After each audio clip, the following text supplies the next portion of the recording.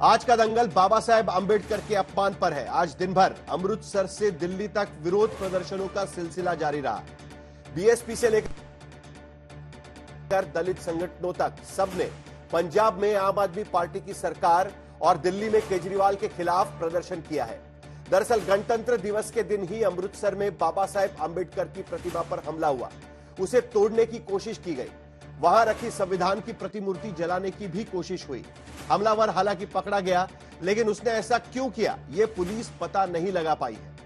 CM भगवंत मान खुद साजिश की आशंका जता रहे हैं। बीजेपी और कांग्रेस उच्च स्तरीय जांच की मांग कर रही है और इस पूरे मामले की आंच दिल्ली के चुनाव तक अब पहुंच चुकी है।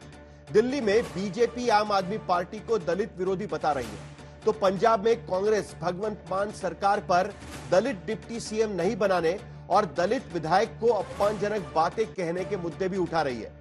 दिल्ली में दलित वोट की सियासत पंजाब ही नहीं मध्य प्रदेश तक पहुंच गई है, क्योंकि कांग्रेस पार्टी ने आज से बाबा साहेब की जन्मस्थली इंदौर जिले के बहू से जय बापू, जय भीम, जय संविधान अभियान शुरू किया है। दरअसल यह सारी सियासी कवायद दलित वोट बैंक पर कब्जे की है और दिल्ली के नजरिए से देखें तो इस वोट बैंक पर आम आदमी पार्टी का कहे तो एक छत्र राज्य रहा है। पिछले 10 साल से आम आदमी पार्टी करीब 65 से 70% दलित वोट पा रही है। ऐसे में चुनाव के समय अमृतसर में अंबेडकर प्रतिमा पर हथौड़े चलाने के पीछे क्या वोट की साजिश है? आज के दंगल में हम यही चर्चा करेंगे, लेकिन पहले यह पूरी रिपोर्ट देख लेते हैं।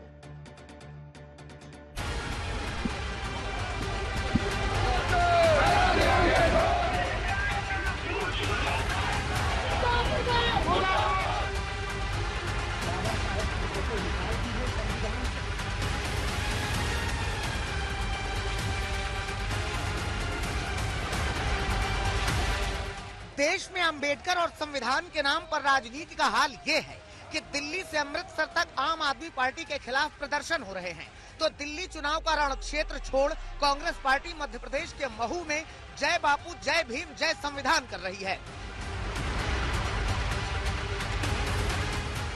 लेकिन असली लड़ाई दिल्ली में छिड़ी है, जिसमें अंबेडकर, दलित और संविधान पर हमले की नई चिंगारी पंजाब से भड़की है।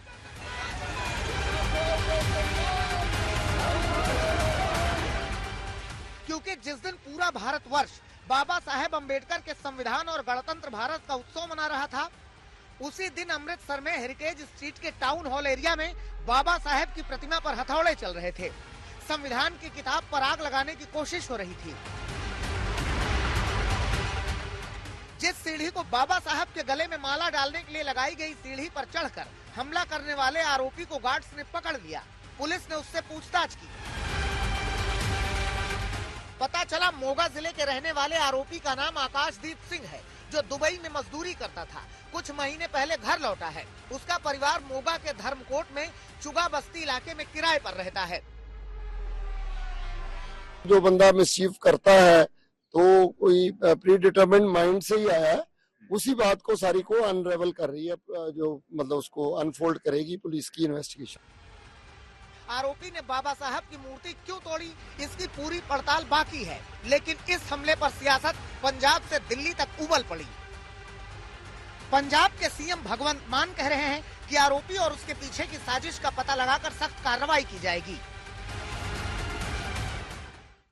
लेकिन चुनाव के माहौल में बाबा साहेब और संविधान के अपमान पर 100 सवाल खड़े हो गए, क्योंकि जिस बाबा साहब की फोटो कुर्सी के पीछे लगाकर केजरीवाल और उनकी पार्टी दिल्ली से पंजाब तक कुर्सी पर काबिज हो गई, उनकी मूर्ति के ऊपर हथौड़े भी आम आदमी पार्टी की सरकार में ही चले हैं। ये एक नहीं अनेक प्रहार डॉक्टर भीमराव अंबेडकर जी और उनकी सोच पर आम आदमी पार्टी ने किए हैं। इन्होंने कहा था उप मुख्यमंत्री बनाएंगे, नहीं बनाया। राज्यसभा में एक भी दलित सांसद नहीं बनाया। दो इनके दलित मंत्रियों ने इस्तीफा दिया कि ये लोग आम आदमी पार्टी की सोच दलित विरोधी है। और यही नहीं, इन्होंने 500 बच्चों को 5 सालों में विदेश में पढ़ने के लिए भेजना था, दलित समाज के 5 बच्चों को भी नहीं भेजा है। दलित महिला ने जब टिकट मांगी तो उसे लाखों रुपए लिए, बाद में उसकी पिटाई करवा दी।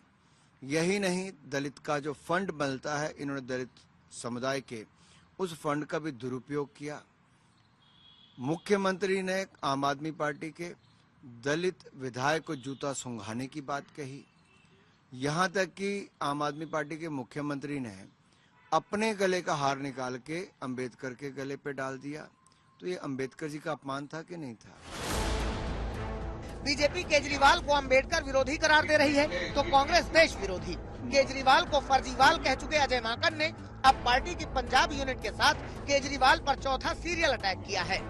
जो एनार्किस्ट है, जो संविधान के अंदर जो विश्वास नहीं रखता है, अगर उसी के शासन के अंदर बाबा साहब अंबेडकर की प्रतिमा को खंडित किया जा रहा है तो किसी को आश्चर्य नहीं होना चाहिए। आरोप लगते हैं कि केजरीवाल देश विरोधी ताकतों को मंच देते हैं। आरोप है कि केजरीवाल देश विरोधी ताकतों की मदद लेते हैं।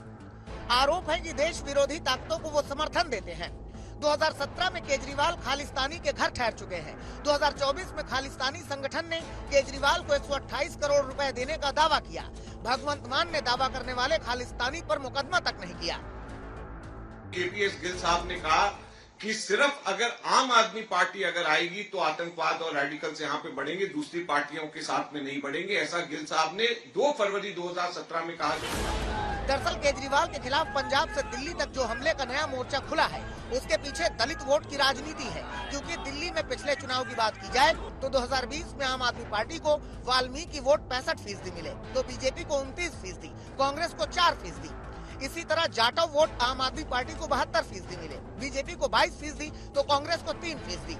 अन्य दलितों का वोट आम आदमी पार्टी को 66% मिला, बीजेपी को 27%, तो कांग्रेस को 5%। यही वजह है कि आम आदमी पार्टी की हुकूमत वाले पंजाब में जब बाबा साहेब की मूर्ति पर हथौड़े चलते हैं और संविधान की किताब में आग लगाने की कोशिश होती है, तो बीजेपी से लेकर कांग्रेस हाथों हाथ इस मुद्दे को लेकर केजरीवाल सरकार पर टूट पड़ते हैं। दरअसल दिल्ली की लड़ाई में दलित वोट का एंगल ये भी है कि दिल्ली की 70 में से 12 विधानसभा सीटें तो इनके लिए आरक्षित हैं ही। अन्य 7 से 8 सीटों पर भी दलित वोट ही नतीजे पर असर डालते हैं, क्योंकि दिल्ली में करीब 17% दलित वोटर हैं। इनमें 38% जाटव, 21% वाल्मीकि और बाकी अन्य समाज से आते हैं। और इस वोट बैंक पर कब्जे की होड़ में इस बार बीजेपी ने 14, कांग्रेस ने 13 और आम आदमी पार्टी ने 12 दलित उम्मीदवार खड़े किए हैं। लेकिन अमृतसर में बाबा साहेब के अपमान के बाद मायावती ने सभी दलों को बाबा साहेब के नाम पर राजनीतिक छल करने का आरोप लगाया है। अब देखना होगा कि दिल्ली के चुनावी मौसम में पंजाब के अंदर जो कांड हुआ है, उसका चुनावी असर दिल्ली के दलित वोटों पर कितना पड़ता है। आज तक ब्यूरो। जैसे कि मैं सो रहा हूँ तो पिताजी को जगाना है मुझे, तो वो डायरेक्ट उठाने के बजाय, और हिंसा की परंपरा मेरे यहाँ नहीं थी सौभाग्य से, तो वो क्या करते थे कि उस कमरे में आ जाएंगे या बाहर से गुजरेंगे और चौपाई बोलेंगे, प्रात काल उठ गए रघुनाथा